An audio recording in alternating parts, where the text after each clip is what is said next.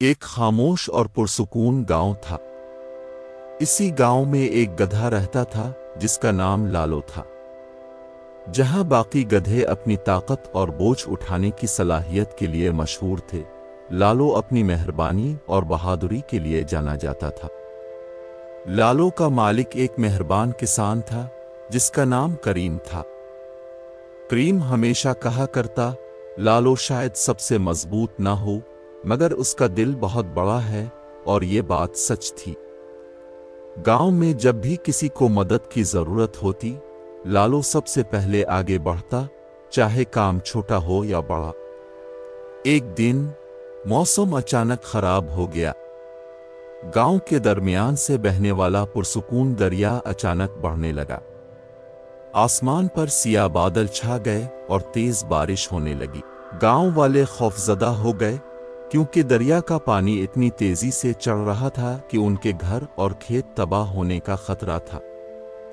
गांव के लोग एक जगह जमा हुए और आपस में मशवरा करने लगे कि क्या करें। दरिया के करीब रहने वाले लोगों को जल्दी से खबरदार करना था कि वो महफूज मकामात पर चले जाएं, लेकिन पानी इतना बढ़ चुका था कि रास्ते खतरनाक हो चुके थे। कोई भी जाने की हिम्मत नहीं कर रहा था। अचानक लालो आगे बढ़ा। इसकी आंखों में एक अज़्म था।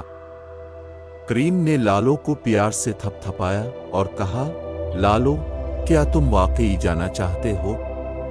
पानी बहुत गहरा हो चुका है और तूफान भी शदीद है। लालो जोर से ढैंचू ढैंचू करता, जैसे कह रहा हो, मैं कर सकता हूं। वो जानता था कि अगर वो वक्त पर ना पहुंचा तो दरिया के करीब रहने वाले लोग मुसीबत में पड़ सकते। लालो ने इंतजार नहीं किया और तूफान के बीच गांव से निकलकर दरिया की तरफ बढ़ने लगा। लालो ने अपनी पूरी ताकत से बारिश और हवा का मुकाबला किया।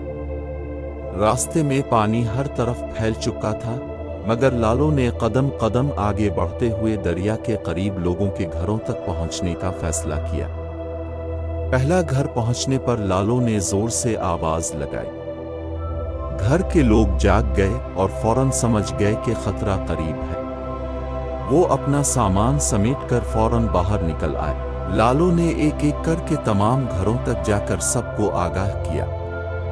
सब लोग लालो की बहादुरी की वजह से महफूज मकाम पर मुंतकिल हो गए। लेकिन लालो की कहानी यहाँ खत्म नहीं हुई। जब वो वापस गांव लौटने लगा तो उसे एक छोटा बच्चा दिखाई दिया जो दरिया के किनारे खड़ा था और मदद के लिए पुकार रहा था। बच्चे का पांव चट्टानों में फंस गया था और पानी तेजी से इसके करीब आ रहा था। लालो फौरन बच्चे के पास पहुंचा। अपने मजबूत दांतों से बच्चे की कमीज को पकड़ा और आहिस्ता आहिस्ता इसे चट्टानों से निकाला। बच्चा लालो की पीठ पर बैठ गया और दोनों ने मिलकर महफूज मकाम की तरफ सफर शुरू किया।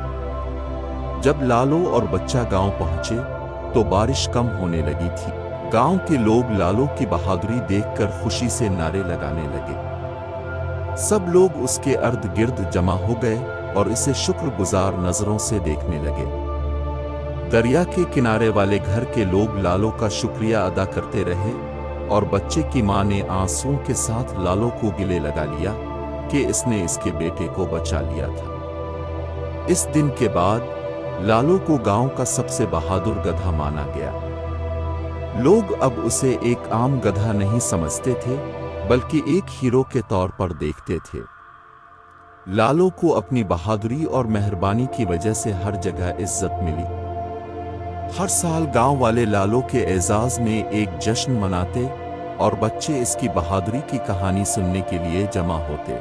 लालो ने अपनी जिंदगी खुशी और सुकून के साथ गुजारी, गांव वालों की मोहब्बत में, जानते हुए कि छोटे और नर्म दिल वाले भी बड़ी बहादुरी का मुजाहरा कर सकते हैं।